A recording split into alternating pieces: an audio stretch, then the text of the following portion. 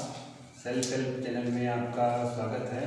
और आज हम वापस हाजिर हैं एक नई वीडियो के साथ में। और आज का अपना टॉपिक होगा विज्ञान से संबंधित रक्त, जो कक्षा 6, 7, 8, 9, 10 और सभी प्रकार के जो कंपटीशन होते हैं उस सभी में समान प्रकार से उपयोगी है। तो देखते हैं अपन रक्त के बारे में। जैसे कई बार प्रतियोगी परीक्षाओं में भी प्रश्न आते हैं और सामान्य जो शैक्षणिक कक्षाएं हैं उनमें भी इस टॉपिक में से काफ़ी प्रश्न आते हैं। सर्वप्रथम हम देखते हैं रक्त का सामान्य परिचय।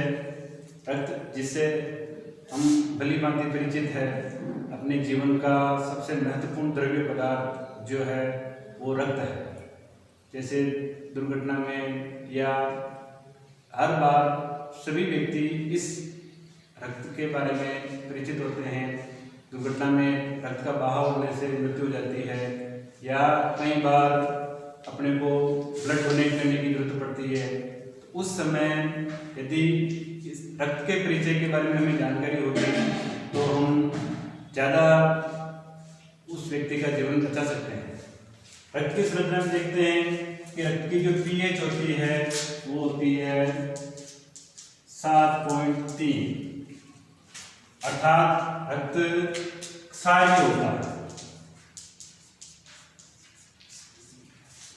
और यानी कि अपन जानते हैं कि 7 pH तक जो होते हैं वो अम्लीय पदार्थ होते हैं 0 से 7 तक, और 7 वाला उदासीन होता है, और 7 से ऊपर वाले जो पदार्थ होते हैं वो क्षारीय पदार्थ कहलाते हैं। तो रक्त की pH 7.3 यानी कि वो क्षारीय पदार्थ है।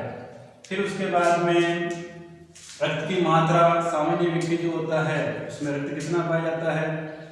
अपन सोचते हैं कि जैसे रक्त की कमी है, इसका मतलब उसमें खून की आयतन में कमी होगी, अर्थात सामान्य व्यक्ति जो होता है उसमें लगभग 5 लीटर खून पाया जाता है।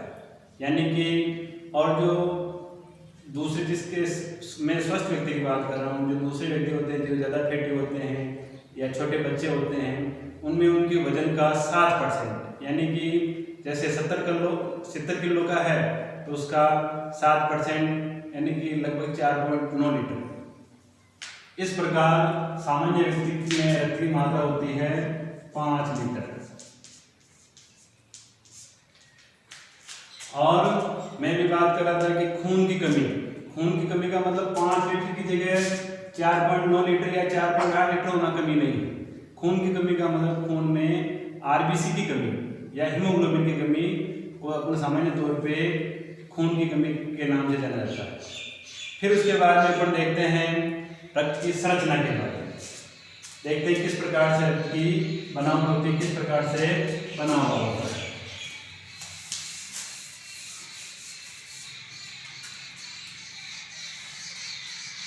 रक्त मुख्यतः 2 भागों से मिलकर बना हुआ है।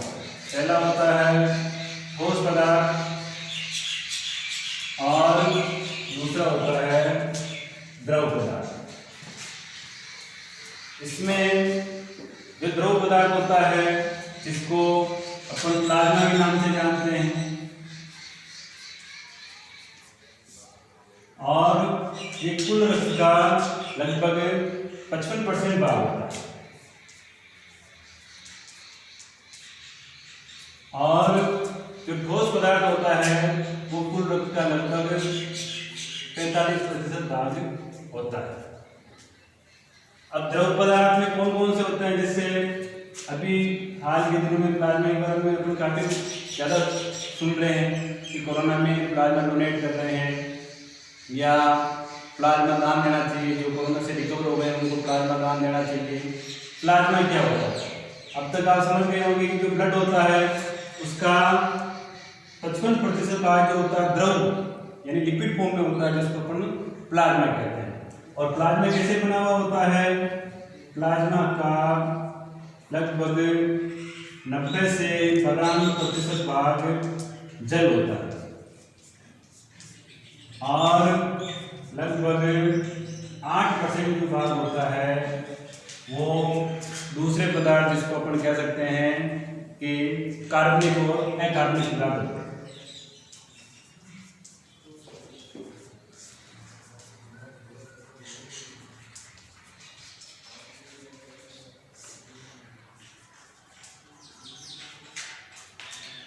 यानी कि आप समझ गए होंगे कि प्लाज्मा डोनेट करने का मतलब रुधिर में से उसका तरल भाग यानी छना हुआ भाग उसको डोनेट किया जाता है।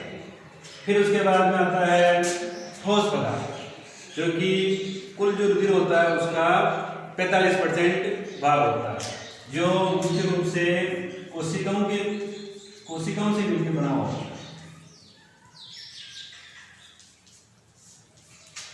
कौन कौन सी कोशिकाएं होती है? मानव शरीर में या मानव रुधिर में मुख्य रूप से 3 प्रकार की कोशिकाएं पाई जाती हैं।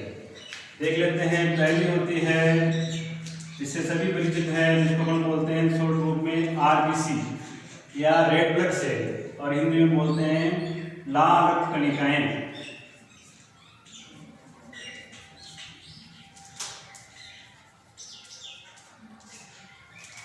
नाम से विदित है कि रेड ब्लड यानी कि इनका कलर कैसा होता है?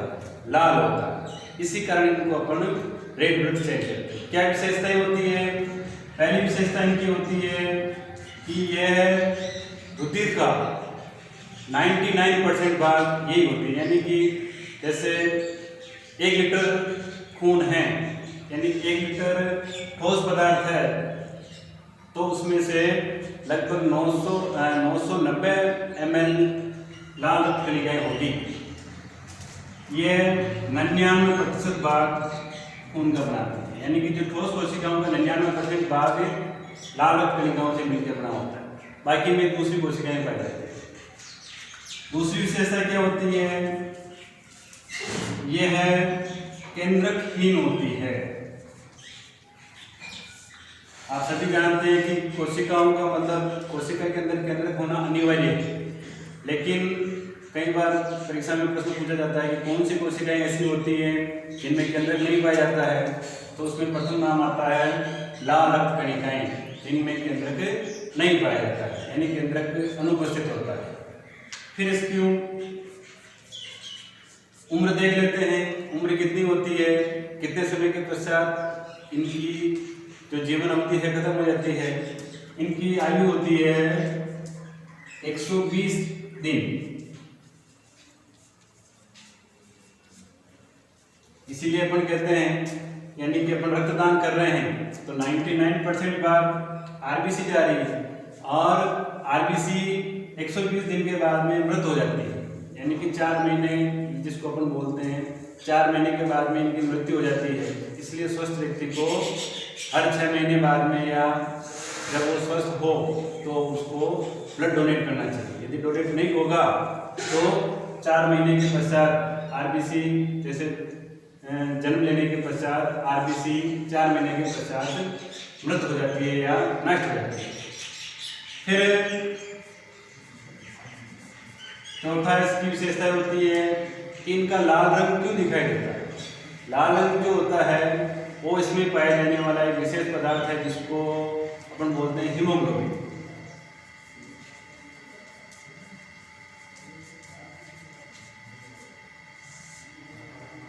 कई बार परीक्षा में पूछते हैं कि रुधिर का लाल रंग किस पदार्थ के कारण होता है, वो होता है हीमोग्लोबिन के कारण। इसमें हीम नाम का, जिसको हीम जो होता है वो आयरन या जिसको लोहे से मिलकर बना हुआ होता है, और ग्लोबिन जो होता है वो प्रोटीन होता है। ये तो लोह तत्व है, और ये ग्लोबिन जो है प्रोटीन होता है। यानी कि जब भी खून की कमी होती है तो डॉक्टर हमें आयरन के बारे में, आयरन की दवाई देते हैं, और वो आयरन कहाँ काम आएगा?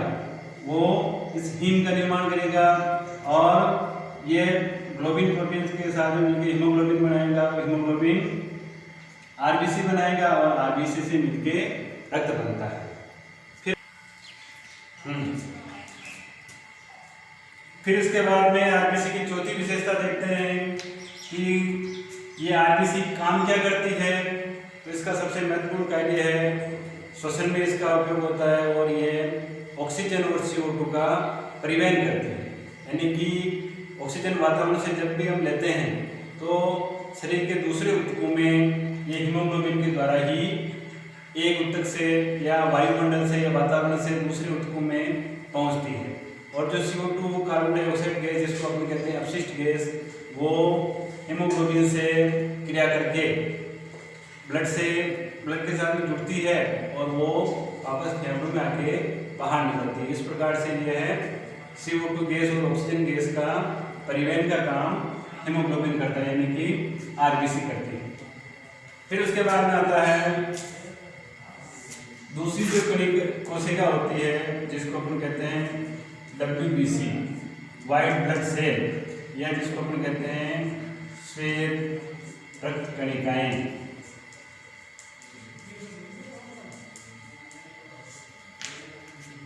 सबसे महत्वपूर्ण विशेषता इसकी होती है, यह सफेद रंग की होती है, यानी कि रंगहीन होती है, लेकिन अपन इसको सफेद रंग बोलते हैं।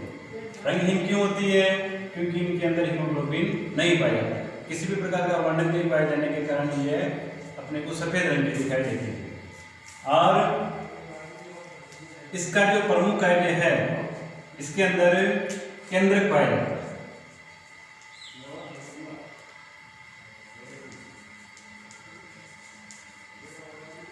और इसका जो प्रमुख कार्य है, प्रतिरक्षा का कार्य करते हैं। प्रतिरक्षा का मतलब अपने शरीर में रोगों से सुरक्षा का कार्य ये करते हैं, इसीलिए अपन इनको सैन्य कणिकाएं बोलते हैं। सैन्य कणिकाएं क्यों कहते हैं?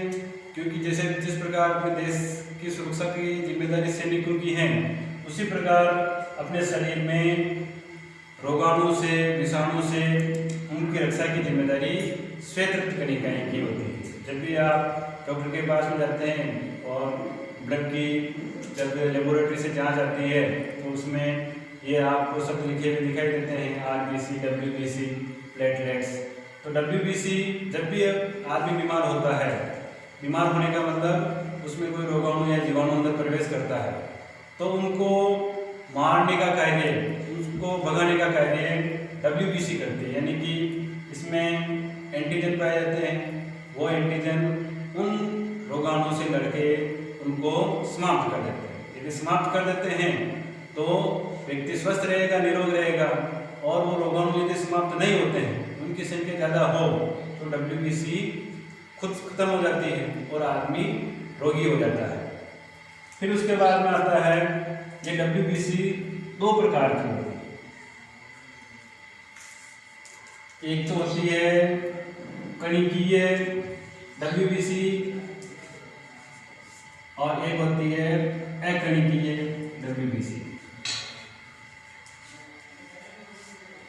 जिसको इंग्लिश में बोलते हैं ग्रेन्युलोसाइट और अग्रेन्युलोसाइट। और ये जिस प्रकार का रोगाणु या विषाणु है उसके अनुरूप अपना आकार धारण करके उसी प्रकार के एंटीबॉडी बनाती है, और वो एंटीबॉडी उन रोगाणु या विषाणु को मारने का कार्य करते हैं।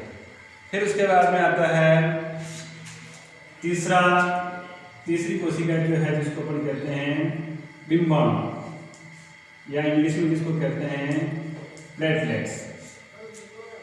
ये जो बिंबाणु होते हैं, इनमें भी केंद्रक नहीं पाए जाते हैं,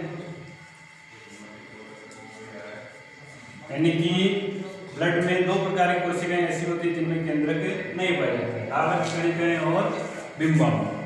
और दूसरी इसकी विशेषता होती है, इसकी जो उम्र होती है वो 10 से 12 दिन की होती है। आयु इनकी जो होती है लगभग 10 दिन की होती है। और तीसरा इसका कार्य क्या कार्य करती है? ये रुधिर में थक्का जमाने का कार्य करती है। रक्त का